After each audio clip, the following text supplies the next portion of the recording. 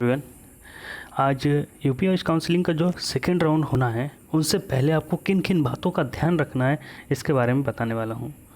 जैसे कि आप जानते हैं फर्स्ट राउंड में इतनी बहुत सारी प्रॉब्लम आई थी डॉक्यूमेंट को लेकर, बहुत सारे ऐसी प्रॉब्लम थी। किन किन बातों का ध्यान रखना चाहिए इसके बारे में आज बताने वाला हूँ। तो सबसे पहली बात तो डॉक्यूमेंट वेरीफाई ना होना। किस कारण? डॉक्यूमेंट ऐसे साइज़ में अपलोड करना जिसमें बिल्कुल जो कि 200 केबी के अंदर आपको अपलोड करना था और आपका जो डॉक्यूमेंट था 1 MB या उससे ज़्यादा था, आपने कंप्रेस नहीं कर पाया। अगर कंप्रेस कर भी लिया तो विजिबल नहीं था, कुछ दिखाई नहीं दे रहा था। उस कंडीशन में आपका अनवेरीफाइड हो गया था। किसी का लिंक नॉट अवेलेबल लिख के आया था। लिंक नॉट अवेलेबल का मतलब हुआ कि आपका डॉक्यूमेंट जो अपलोड नहीं है वो नोडल सेंटर में जाके वेरीफाई हो जाएगा अगर आपका ओरिजिनल डॉक्यूमेंट है तो आपके पास। तो वो कोई इशू वाली बात नहीं थी, लेकिन जो ये प्रॉब्लम था 200 केबी के अंदर आपका विजुअल डॉक्यूमेंट दिखाई देना। उसके बाद सिक्योरिटी मनी भी था। कुछ लोगों का प्रॉब्लम सिक्योरिटी मनी को लेकर था। कोई सिक्योरिटी मनी ही पेमेंट नहीं कर पाया। सिक्योरिटी मनी पे करते वक्त तो उनको कोई ऑप्शन आ ही नहीं रहा था, OTP नहीं आ रहा था। किसी का ये प्रॉब्लम हुआ था, इस चीज़ का आप ध्यान रखें। उसके बाद डोमिसाइल सर्टिफिकेट को लेकर बहुत बड़ा इशू था। किसी का डोमिसाइल सर्टिफिकेट ओल्ड था, 4 आपको मार्च के बाद का होना चाहिए, जो कि किसी के पास पुराना ओल्ड डॉक्यूमेंट था वो अप्लाई नहीं हो पाया, इस कारण से रिजेक्ट हो गया था। और सबसे बड़ा यही कारण था। किसी ने की और एक प्रॉब्लम वो भी था किसी का, जिसमें किसी ने एज ए सिंगल सब्जेक्ट करके biology as a single subject को एस कर दिया था, जबकि उसने बायोलॉजी को सिंगल में नहीं रखा, उसको वहाँ पे नो करना था। ये सबसे बड़ा ज़रूरी बात था। आप इस चीज़ का ध्यान रखिए। आपको अगर आपने तीनों सब्जेक्ट को एक साथ किया तो आपको वहाँ नो कर देना है। अगर biology as a single subject किया तभी एस करना है, अदरवाइज़ आपको नो करना है। इस चीज़ का ध्यान रखें।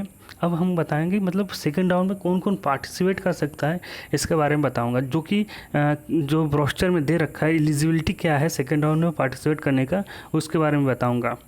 ठीक है, तो यहाँ पर सेकेंड राउंड में जो काउंसलिंग होनी थी, मतलब इसमें कौन कौन पार्टिसिपेट कर सकता है इसके बारे में यहाँ पे लिखा हुआ है।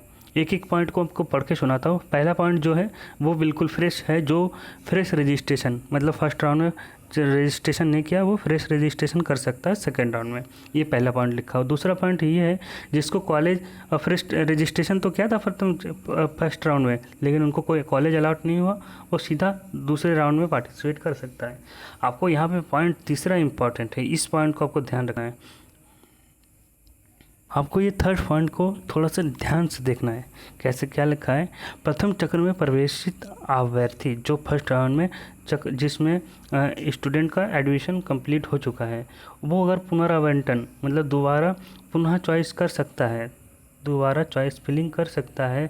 अभ्यर्थी चॉइस फिलिंग करते समय प्रवेशित जो पहले कॉलेज अलाउट हुआ था, जो कॉलेज फर्स्ट राउंड में अलाउट हुआ था, वो चक्र में द्वितीय राउंड में ना भरे।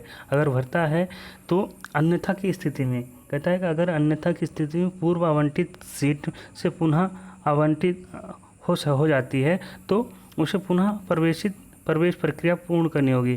फिर से अगर वही कॉलेज फिर से डालता है और वो कॉलेज फिर से मिल जाता है तो उनको फिर से पुनः प्रक्रिया वही सेम प्रक्रिया करनी पड़ेगी जैसे कि फर्स्ट राउंड में किया था। जैसे नोडल सेंटर पे जाना, वेरीफाई करना, ये चीज़ें फिर से करना पड़ेगा। और पुनरावंटन में सीट आवंटित हो जाने की दशा में उसकी पूर्व आवंटित सीट स्वतः ही खाली हो जाएगी।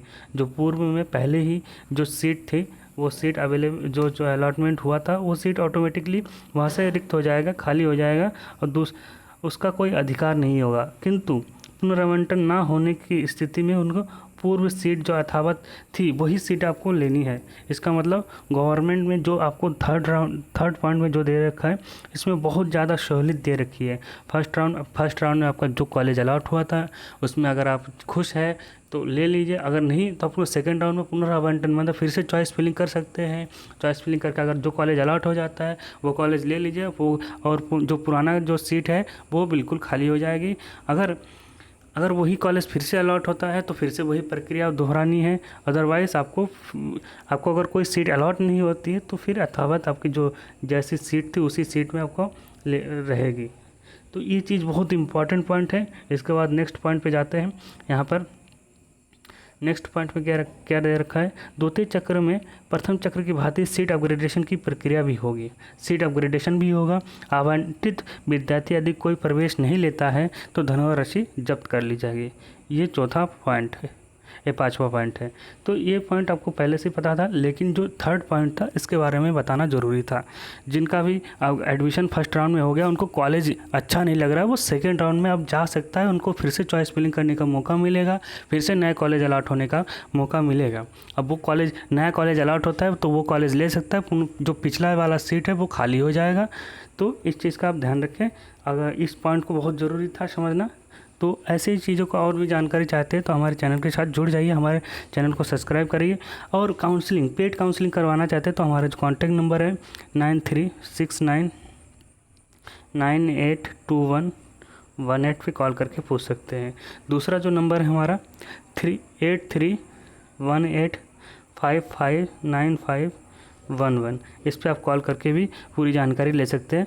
हमारा जो पेड काउंसलिंग चार्ज है 500 रुपये है। इसमें हम पूरी तरह से आपको फुल गाइडेंस देंगे, जिसमें आपको कॉलेज अलॉट हो जाए ऐसा हम पूरी कोशिश करेंगे, और अलॉट करवा के देंगे हम कॉलेज। प्राइवेट कॉलेज हो तो या गवर्नमेंट कॉलेज, जो भी कॉलेज आपका अकॉर्डिंग, आपके नीट स्कोर के अकॉर्डिंग बैठता है, उसी के अकॉर्डिंग आपको प्रेफरेंस लिस्ट बना के देंगे, जिससे कि आपको बेस्ट से बेस्ट प्राइवेट कॉलेज मिल सके या गवर्नमेंट कॉलेज मिल सके। तो हमारे इस काउंसलिंग चार्ज जो 500 रुपये है, इसको आप ले सकते हैं। तो मिलते हैं अगली वीडियो में। Okay guys, thank you.